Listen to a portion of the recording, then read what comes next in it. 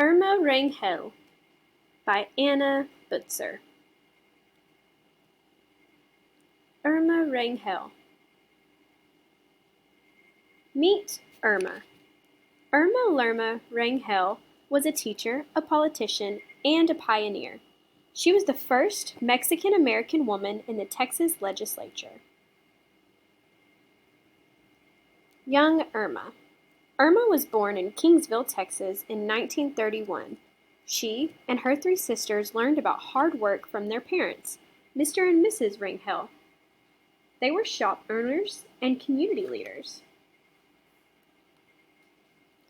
Irma went to an elementary school with all Mexican-American students, but Kingsville's high school was integrated. Its students had many different backgrounds. Adult life.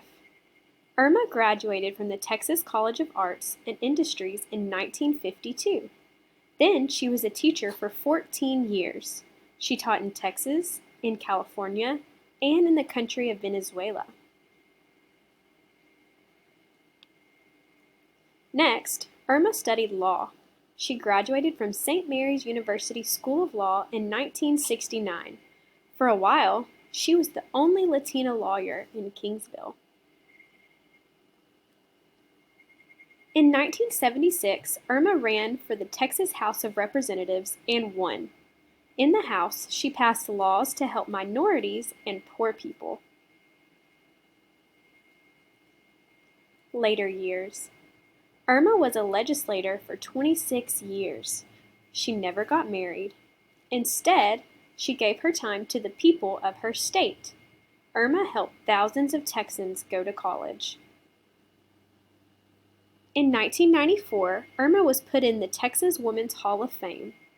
In 1997, she was named Legislator of the Year. A few schools in Texas are named for Irma.